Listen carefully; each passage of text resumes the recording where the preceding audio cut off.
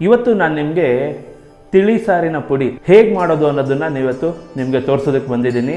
ನೋಡಿ, ಒಂದು 6 ತುಂಡು ಹಿಂಗೆ ಹಾಕೋತಾ ಇದ್ದೀನಿ. ಇವಾಗ ಮೊದಲಿಗೆ ಮೆಣಸು ಹಾಕೋತಾ ಇದ್ದೀನಿ. 1 ಹಿಡಿ ಮೆಂತ್ಯ ಹಾಕೋತಾ ಇದ್ದೀನಿ. ಸಾಸಿವೆ ಕೆಲವರು ಬಳಸ್ತಾರೆ, ಕೆಲವರು ಬಳಸಲ್ಲ. ಇದಕ್ಕೆ ನೆಕ್ಸ್ಟು ಜೀರಿಗೆ ಹಾಕೊಳ್ಳೋಣ. ನೆಕ್ಸ್ಟ್ ಇದಕ್ಕೆ ಧನಿಯಾ ಹಾಕೊಳ್ಳೋಣ. ಎಷ್ಟು ಹಾಕೋಬೇಕು ಧನಿಯಾ? ಗುಂಟೂರು ಮೆಣಸಿನ್ಕಾಯಿ ತೊಗೊಂಡಿದ್ದೀನಿ, ಅದನ್ನು ಹಾಕ್ಕೊಳ್ಳೋಣ. ಗುಂಟೂರು ಮೆಣಸಿನ್ಕಾಯಿ ಜೊತೆ ಬ್ಯಾಡಿಗೆ ಮೆಣಸಿನ್ಕಾಯಿ. ಟ್ರಿಕ್ ಏನಪ್ಪ ಅಂದರೆ, ಈಗ ನಾವು ಕರಿಬೇವೇನು ಹಾಕ್ಕೊಂಡ್ವಲ್ಲ, ನೋಡಿ ಎಷ್ಟು ಚೆನ್ನಾಗಿ ಬಂದಿದೆ. ಫುಲ್ ಬ್ರೈಟ್ ರೆಡ್ ಕಲರು, ಸೂಪರಾಗಿ ಬಂದಿದೆ. ಸ್ನೇಹಿತರೆ ನಮಸ್ಕಾರ, ನನ್ನ ಹೆಸರು ಶ್ರೀಕಾಂತ್ ಅಂತ. ಅಡುಗೆ ಮಾಸ್ಟರ್ಸ್ ಚಾನಲ್ಗೆ ನಿಮ್ಮೆಲ್ಲರಿಗೂ ಸ್ವಾಗತ. ಇವತ್ತು ನಾನು ನಿಮಗೆ ತಿಳಿ ಸಾರಿನ ಪುಡಿ ಅಥವಾ ರಸಂ ಪುಡಿ, ಮೆಣಸಿನ ಪುಡಿ ಅಂತೆಲ್ಲ ಏನು ಹೇಳ್ತೀವಿ, ಹೇಗೆ ಮಾಡೋದು ಅನ್ನೋದನ್ನು ನೀವತ್ತು ನಿಮಗೆ ತೋರಿಸೋದಕ್ಕೆ ಬಂದಿದ್ದೀನಿ. ಸಮಯ ವ್ಯರ್ಥ ಮಾಡೋದು ಬೇಡ, ಶುರು ಮಾಡಿಬಿಡೋಣ. ಮೊದಲಿಗೆ ದೇವ್ರನ್ನ ಸ್ಮರಿಸ್ತಾ ಒಲೆ ಹಚ್ಕೊಳ್ಳೋಣ. ಒಲೆ ಹಚ್ಕೊಂಡಿದ್ದೀವಿ. ಇದಕ್ಕೆ ಒಂದು 2 ಸ್ಪೂನು ಎಣ್ಣೆ ಹಾಕ್ಕೊಳ್ಳೋಣ. ಇಲ್ಲಿ ನಾನು ಬಳಸ್ತಾ ಇರೋದು ಸತ್ವ ಫುಡ್ಸ್ ಆ್ಯಂಡ್ ಬೆವರೇಜಸ್ ಅವರ ಸಾತ್ವಿಕ ಕೋಲ್ಡ್ ಪ್ರೆಸ್ ಗ್ರೌಂಡ್ನಟ್ ಆಯಿಲು. ಇದು ಒಳ್ಳೆ ಗ್ರೇಡ್ ಕಡಲೆಕಾಯಿ ಬೀಜನ ಉಪಯೋಗಿಸಿ ಎಣ್ಣೆನ ಕೋಲ್ಡ್ ಪ್ರೆಸ್ಸಲ್ಲಿ ತಯಾರಿಸಿರ್ತಾರೆ. ತುಂಬ ಚೆನ್ನಾಗಿರುತ್ತೆ. ಹಾಗಾಗಿ ಇದನ್ನು ನಮ್ಮ ಮನೇಲೂ ಕೂಡ ಇದನ್ನೇ ಉಪಯೋಗಿಸ್ತೀವಿ. ಒಂದು 2 ಸ್ಪೂನಷ್ಟು ಎಣ್ಣೆ ಹಾಕ್ಕೊಳ್ಳೋಣ. ಎಣ್ಣೆ ಒಂದು ಸ್ವಲ್ಪ ಕಾಯಲಿ.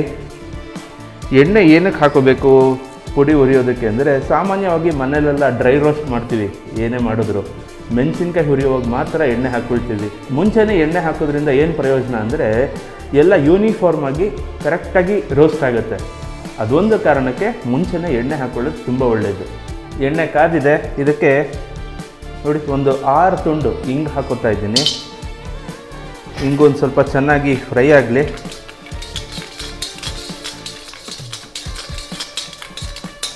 ಹಿಂಗು ಫ್ರೈ ಆಗಿದೆ. ಇವಾಗ ಮೊದಲಿಗೆ ಮೆಣಸು ಹಾಕೋತಾ ಇದ್ದೀನಿ.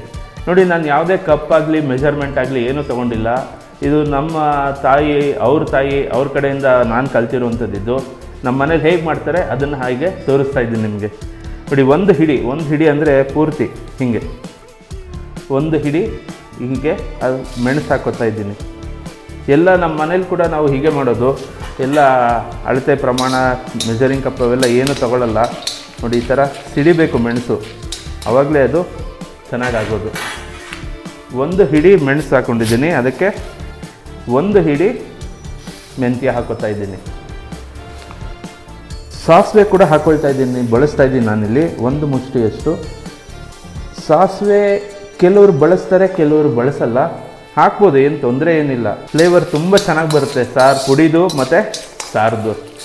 ಸೊ ಇದನ್ನು ಒಂದು 2 ನಿಮಿಷ ಹುರ್ಕೊಂಬಿಡೋಣ.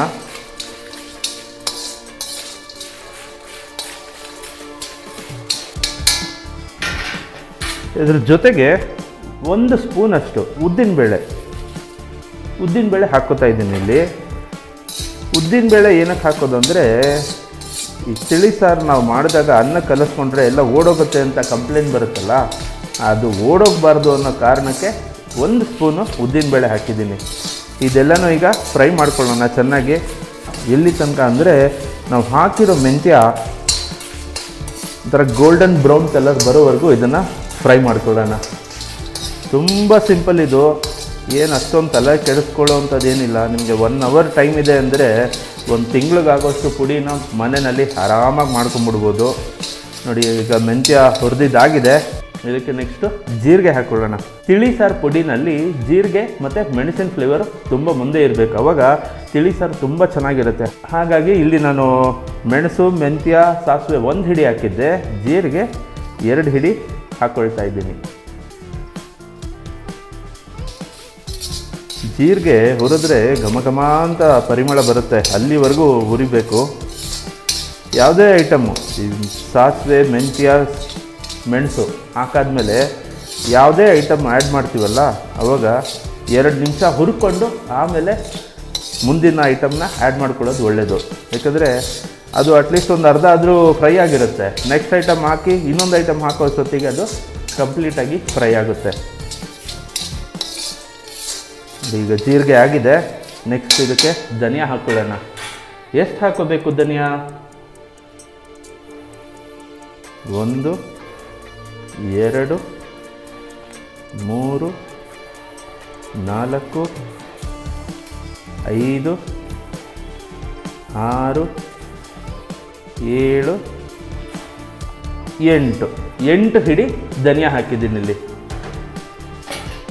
ಇದು ಅಷ್ಟೇ ಲೋ ಫ್ಲೇಮಲ್ಲಿ ಇಟ್ಕೊಂಡು ಚೆನ್ನಾಗಿ ಹುರಿಬೇಕು ಧನಿಯಾ ಎಷ್ಟು ಹುರಿತೀವೋ ನಮ್ಮ ಪುಡಿ ಸಾರಿನ ಪುಡಿ ಅಷ್ಟೇ ಫ್ಲೇವರ್ಫುಲ್ಲಾಗಿರುತ್ತೆ.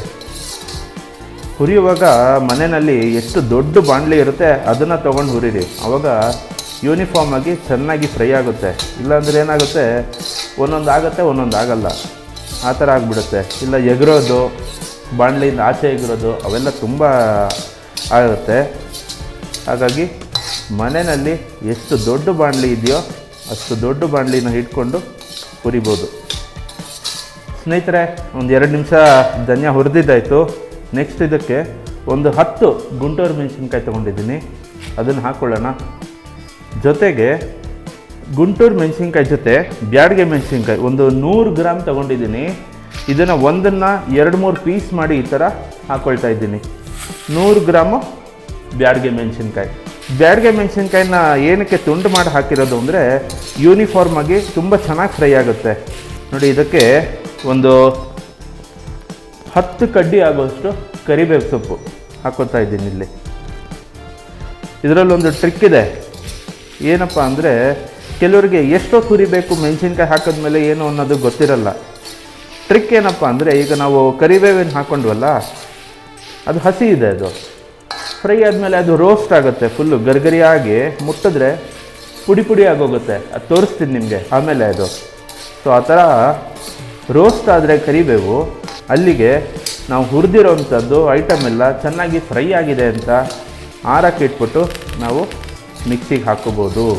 ಈ ಕೆಲವ್ರಿಗೆ ಇನ್ನೊಂದು ಡೌಟ್ ಇರುತ್ತೆ, ಏನಪ್ಪ ಅಂದರೆ ಈಗ ನನ್ನ ಅಳತೆ ನಿಮ್ಮ ಅಳತೆ ಎಲ್ಲ ಬೇರೆ ಬೇರೆ ಇರ್ಬೋದು, ಆವಾಗ ರುಚಿ ಒಂದೇ ಬರುತ್ತಾ? ಖಂಡಿತ ಬರುತ್ತೆ. ಯಾಕಂದರೆ ನಾನು ಇಲ್ಲಿ 1 ಹಿಡಿ ಹಾಕಿದ್ರೆ ಎಷ್ಟು ಐಟಮ್ ಬರುತ್ತೋ, ನೀವು 1 ಹಿಡಿ ಹಾಕಿ ಎಲ್ಲ ಅದೇ ಪ್ರಮಾಣದಲ್ಲಿ ಹಾಕ್ಕೊಂಡು ಬಂದರೆ ರುಚಿ ಖಂಡಿತ ಬದಲಾಗಲ್ಲ. ಹಾಗಾಗಿ ಹಿಡಿ ಲೆಕ್ಕ ನಮ್ಮ ಹಿರಿಯರೆಲ್ಲ ಏನಕ್ಕೆ ಹಿಡಿಯಲ್ಲೇ ಅಳತೆ ಮಾಡ್ತಿದ್ರು ಅಂದರೆ ಇದೇ ಕಾರಣಕ್ಕೆ.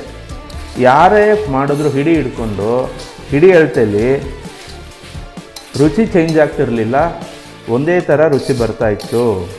ನಿಮಗೆ ಇದು ಜಾಸ್ತಿ ಬೇಕಾ, 1 ಹಿಡಿ ಹಾಕಿರೋ ಕಡೆ 2 ಹಿಡಿ ಹಾಕಿ, 2 ಹಾಕಿರೋ ಕಡೆ 4 ಹಾಕಿ, 8 ಹಾಕಿರೋ ಕಡೆ 16 ಹಾಕಿ, ಡಬಲ್ ಆಗುತ್ತೆ ಅವಾಗ. ಇಲ್ಲ ಕಮ್ಮಿ ಬೇಕಾ, ಹಂಗೆ ಅರ್ಧ ಹಾಕ್ಕೊಂಬನ್ನಿ ಅಷ್ಟೇ. ಇನ್ನೂ ಒಂದು ಮಾಡ್ತೀವಿ ನಮ್ಮ ಮನೇಲಿ, ಏನು ಗೊತ್ತಾ, 1 ಹೊತ್ತಿಗಾಗೋಂಗೆ ನಾನು ಮಾಡ್ತೀನಿ ಮನೇಲಿ.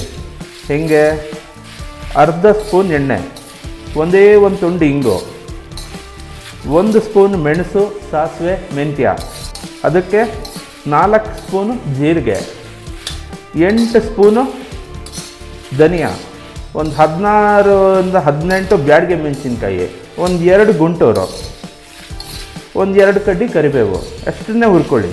1 ಹೊತ್ತಿಗೆ ಮಾಡ್ಬೋದು. ಇದೂ ಅಷ್ಟೇ, ಏನು ಸ್ಟೋರ್ ಮಾಡಬಾರ್ದು ಅಂತೇನಿಲ್ಲ. ಲೋ ಫ್ಲೇಮಲ್ಲಿ ಚೆನ್ನಾಗಿ ಹುರ್ಕೊಂಡಿದ್ರೆ ಏರ್ಟೈಟ್ ಕಂಟೈನರಲ್ಲಿ ಹಾಕಿಟ್ರೆ ನಿಮ್ಗೆ 6 ತಿಂಗಳಾದರೂ ಪುಡಿ ಕೆಡಲ್ಲ. 6 ತಿಂಗಳ ತನಕ ಏನಕ್ಕೆ ಕಾಯ್ತೀರಾ? ತಿಂಗಳಿಗೆ ಮಾಡ್ಕೊಳ್ಳಿ. ಫ್ರೆಶ್ಶಾಗಿ ಮಾಡುತ್ತಿದ್ರೆ ಫ್ರೆಶ್ ಆಗಿರುತ್ತೆ, ಪುಡಿ ಕೂಡ ತುಂಬ ಚೆನ್ನಾಗಿ ಬರುತ್ತೆ. ಸ್ನೇಹಿತರೆ, ಆಲ್ಮೋಸ್ಟ್ ಮುಗಿದಿದೆ ಹುರಿದಿರೋದು.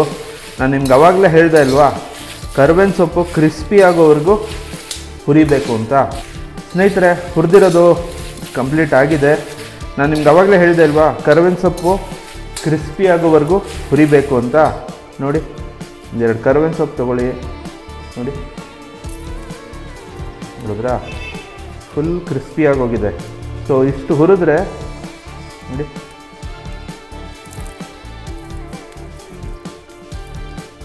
ಇಷ್ಟು ಹುರಿದ್ರೆ ಸಾಕು.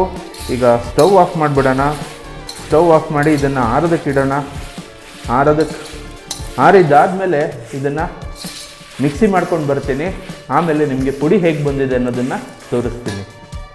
ಸ್ನೇಹಿತರೆ, ತಣ್ಣಗಾಗಲಿ ಅಂತ ಬಿಟ್ಟಿದ್ದೆ, ಪೂರ್ತಿ ಆರಿದೆ. ನೋಡಿ, ಎಲ್ಲ ಆ ಶಬ್ದದಲ್ಲೇ ಗೊತ್ತಾಗೋಗುತ್ತೆ ಚೆನ್ನಾಗಿ ಫ್ರೈ ಆಗಿದೆ ಅಂತ. ಬೇಕಾದ್ರೆ ನೀವು 1-2 ಪದಾರ್ಥ ನೋಡಿ, ಮುಟ್ಟಿದ್ರೆ ಎಲ್ಲ ಹಾಗೆ ಪುಡಿ ಆಗ್ತಿದೆ. ಇದು ತಣ್ಣಗಾಗಿದೆ ಚೆನ್ನಾಗಿ. ಇದನ್ನು ಪುಡಿ ಮಾಡ್ಕೊಂಡು ಬರ್ತೀನಿ. ಸ್ನೇಹಿತರೆ, ಹುರಿದಿದ್ದಂಥ ಪದಾರ್ಥ ಎಲ್ಲ ತಣ್ಣಗಾಗಿತ್ತು, ಅದನ್ನು ಪುಡಿ ಮಾಡ್ಕೊಂಡು ಬಂದಿದ್ದೀನಿ ಮಿಕ್ಸಿನಲ್ಲಿ. ನೋಡಿ ಎಷ್ಟು ಚೆನ್ನಾಗಿ ಬಂದಿದೆ, ಫುಲ್ ಬ್ರೈಟ್ ರೆಡ್ ಕಲರು, ಸೂಪರಾಗಿ ಬಂದಿದೆ. ಘಮ ಮಾತ್ರ ಹೆಂಗೆ ಬರ್ತಾಯಿದೆ ಅಂದರೆ ಎಸ್ಪೆಷಲಿ ಜೀರಿಗೆದು ತುಂಬ ಚೆನ್ನಾಗಿ ಬಂದಿದೆ, ಅದ್ಭುತವಾಗಿ ಬಂದಿದೆ. ನೀವೊಂದು ಸಲ ಮನೆಯಲ್ಲಿ ಟ್ರೈ ಮಾಡಿ ಹೇಗೆ ಬಂತು ಅಂತ ನಮಗೂ ಹೇಳಿ. ಇಲ್ಲ ನಮಗೆ ಮಾಡ್ಕೊಳ್ಳೋಕ್ಕಾಗೋದೇ ಇಲ್ಲ, ಮನೆಯಲ್ಲಿ ಸಮಯನೇ ಇಲ್ಲ ಅಂದರೆ ನೋಡಿ ಇಲ್ಲಿ ಒಂದು ಒಳ್ಳೆ ಪ್ರಾಡಕ್ಟ್ ಇದೆ, ಸತ್ವ ಫುಡ್ಸ್ ಆ್ಯಂಡ್ ಬೆವರೇಜಸ್ ಅವರ ಸಾತ್ವಿಕ ರಸಮ್ ಪೌಡರ್. ತುಂಬ ಚೆನ್ನಾಗಿರುತ್ತೆ, ನಮ್ಮನೇಲೂ ಉಪಯೋಗಿಸ್ತೀವಿ ಇದನ್ನು. ನೀವು ಒಂದು ಸಲ ಟ್ರೈ ಮಾಡಿ ಹೇಗೆ ಬರುತ್ತೆ ಏನು ಅಂತ ನಮಗೆ ತಿಳಿಸಿ. ನೋಡಿದ್ರಲ್ಲ ಸ್ನೇಹಿತರೆ ರಸಮ್ ಪುಡಿ ಹೇಗೆ ಮಾಡೋದು ಅಂತ. ಸೊ ಟ್ರೈ ಮಾಡಿ, ಇಲ್ಲ ಆಗಲಿಲ್ಲ ಅಂದರೆ ರಸಮ್ ಪುಡಿನ ಆರ್ಡರ್ ಮಾಡಿದ್ರೆ ಅವರು ನಿಮ್ಮ ಮನೆ ಬಾಗಿಲಿಗೆ ತೊಗೊಂಬಂದು ಡೆಲಿವರಿ ಕೊಡ್ತಾರಂತೆ. ವಿಡಿಯೋ ಇಷ್ಟ ಆಗಿದರೆ ಲೈಕ್ ಮಾಡಿ, ಶೇರ್ ಮಾಡಿ, ಸಬ್ಸ್ಕ್ರೈಬ್ ಮಾಡ್ಕೊಳ್ಳಿ ಚಾನಲ್ನ. ನೀವು ಸಬ್ಸ್ಕ್ರೈಬ್ ಮಾಡಿದ್ರೆ ನಮಗೊಂಥರ ಅದು ಮೋಟಿವೇಶನ್ ಇದ್ದಂಗೆ. ಇನ್ನೂ ಹೆಚ್ಚು ಹೆಚ್ಚು ವೀಡಿಯೋಗಳನ್ನ ನಾವು ನಿಮಗೆ ಕೊಡ್ತಾ ಬರ್ತೀವಿ. ಮುಂದಿನ ವೀಡಿಯೋದಲ್ಲಿ ಮತ್ತೆ ಸಿಗ್ತೀನಿ ಅಂತ ಹೇಳ್ತಾ ಹೋಗ್ಬಿಟ್ಟು ಬರ್ತೀನಿ. ನಮಸ್ಕಾರ.